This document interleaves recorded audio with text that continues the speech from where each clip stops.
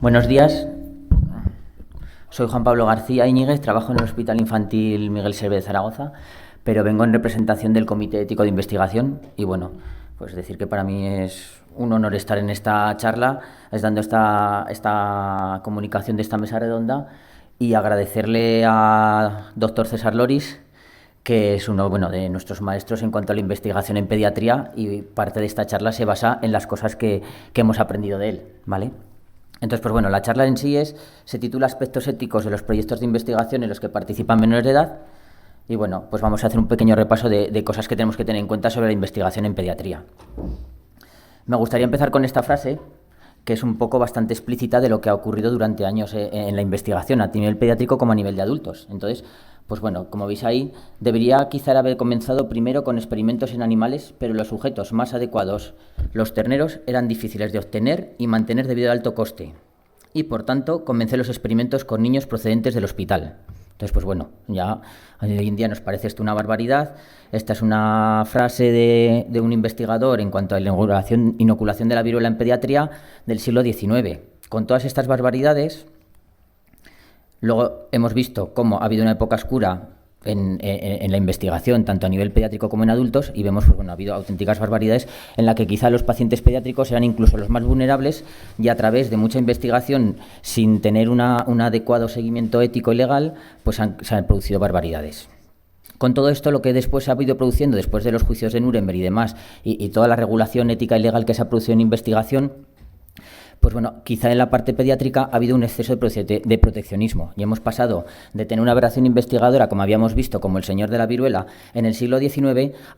y principios del XX, a que a finales del siglo XX tuviéramos un excesivo proteccionismo, inmovilismo e incluso comodidad para no investigar en pediatría por los problemas que existen a la hora de investigar en pediatría, como ahora veremos. Entonces, pues necesitamos poner un poco el equilibrio entre riesgo-beneficio de la investigación en pediatría, no pasarnos y que los pacientes se queden sin que tengamos investigación en pediatría, que es fundamental, como en todas las áreas de las ciencias de la salud, pero también que tengamos reglado y no hagamos barbaridades. En este sentido, pues bueno, hay gente que tenía opiniones en contra a la hora de hablar de la investigación en pediatría, pues bueno, hay que dan estos argumentos que podemos ver aquí, ¿no? Que es, pues bueno, un poco de percepción de que estos estudios no son necesarios en pediatría, de que es un grupo de población vulnerable que no puede dar su consentimiento y entonces es difícil que hagamos investigación con ellos, ¿vale? Y que tampoco, pues estos pacientes no pueden valorar el riesgo-beneficio de la investigación, que es una de las cosas que los adultos sí podríamos hacer ahora de participar en una investigación biomédica o en un ensayo clínico. También hay razones metodológicas. Es un grupo de edad amplio, no es lo mismo la fisiopatología que tiene un recién nacido que la que tiene un paciente de 12 años que va a ser casi adolescente, con lo cual es difícil que establezcamos a nivel metodológico la investigación y los ensayos clínicos en esta parte de la edad del humano. Está en constante crecimiento y desarrollo, con lo cual también crea problemas a la hora de los ensayos clínicos. La farmacodinámica de pediatría es diferente a la del adulto, con lo cual todo esto va a dar problemas a la hora de hacer ensayos clínicos. Y por último, también no menos importante, porque las casas comerciales y los laboratorios, pues es su trabajo, ¿no? Pues las razones económicas. La pediatría es un mercado reducido, mucho menos que el de los adultos, son pacientes mucho más sanos y bueno, pues a veces el retorno no se encuentra un retorno a la inversión en investigación, con lo cual, pues bueno, los laboratorios tampoco tienen muchas ganas de hacer investigación en pediatría. Todo esto nos conduce a la orfandad terapéutica. Entonces, escasez de medicamentos que hubieran demostrado su utilidad en el tratamiento de enfermedades infantiles. Si no investigamos en pediatría, habrá enfermedades en las que no tengamos tratamiento y podríamos pasar toda la vida sin tratamientos, pudiendo realmente tener esos tratamientos sí que si tuviéramos investigación en pediatría. Esta es la unidad en la que yo trabajo, la UCI pediátrica del Servet, y bueno, como vemos, nos dice esta frase, un cuidado médico óptimo tiene que basarse en medidas de prevención, diagnósticas y terapéuticas evaluadas científicamente. Si veis abajo en rojo, el 50% de los medicamentos usados en pediatría son fuera de ficha técnica. O sea, no ha habido ningún estudio que haya avalado el estudio de estos fármacos en pediatría, asimilando la farmacodinámica a la del adulto. Con lo cual, no sabemos realmente si estos fármacos son efectivos, el riesgo que tenemos al aplicar a los pacientes pediátricos, etc. Y si veis, hasta un 90% de los fármacos que se usan en los recién nacidos son fuera de ficha técnica. Con lo cual, esto pues, es un riesgo primero para el paciente Y después para los profesionales que estamos ahí con la incertidumbre de que estamos utilizando fármacos que no han sido demostrada su utilidad y su seguridad en pediatría, simplemente por asemejarlos a la edad adulta. También existen las opiniones a favor, gracias a Dios, y es con lo que hemos ido evolucionando, ¿no? Entonces, pues bueno, tenemos rechazo a dar a los niños medicamentos que no han sido evaluados, imposibilidad de acceder a beneficios potenciales de ciertos medicamentos si no hacemos investigación. Tenemos un desconocimiento en cuanto a la eficacia, la dosis, las pautas y la seguridad, con lo cual hace falta investigación. Buscar formas galénicas adecuadas para la edad. Es preferible tener un ensayo clínico a un experimento diario en el que nos vamos a encontrar sustos en los pacientes al utilizar dosis que no sabemos cuáles son, si los fármacos son adecuados o no.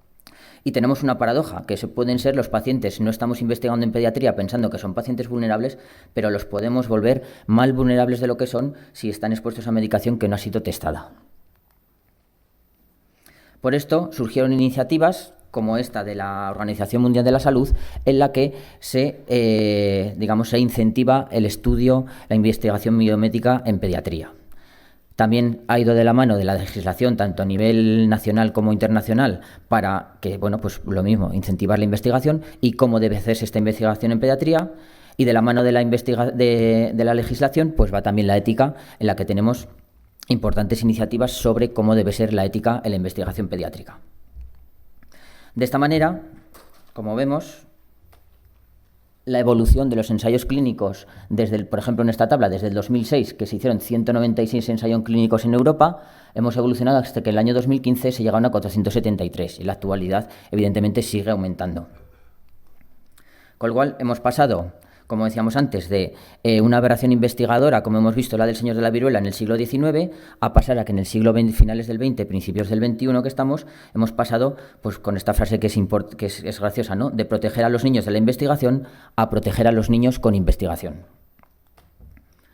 Ahora, en cuanto a la parte de un poco de nuestra experiencia en el Comité Estadístico de Investigación Clínica de Aragón, pues bueno, decir que los temas que más habitualmente se repiten, que son cosas curiosas de la pediatría respecto a los adultos, pues bueno, tenemos aquí, como veis, las edades pediátricas. En pediatría, el que esté familiarizado con ello, pues hay un pequeño batiburrillo de qué edad decidimos para cada paciente para diferentes cosas en la vida pediátrica. Entonces, sabéis, por ejemplo, 14 años para poder hacer una cesión de datos, tienen que dar su consentimiento. Si tienen 14 años ya, tienen que participar en estas iniciativas, o sea, dar su consentimiento, ¿vale? 16 años para actos médicos, 18 años para consentir en investigación y 12 años para considerar al menor maduro. Lo de los 18 años para consentir en investigación es que evidentemente todos tenemos que, para consentir en investigación y considerarnos adultos, tenemos que tener 18 años, pero no quiere decir que por debajo de esa edad no tengamos que tener en cuenta la opinión del paciente e incluso, pues habrá que hacer, como vemos en el último punto, tenemos que hacer hojas de información al paciente y consentimientos informados adecuados a la edad del niño, sea la edad que sean. Entonces, sea cualquiera la edad que sea del paciente pediátrico,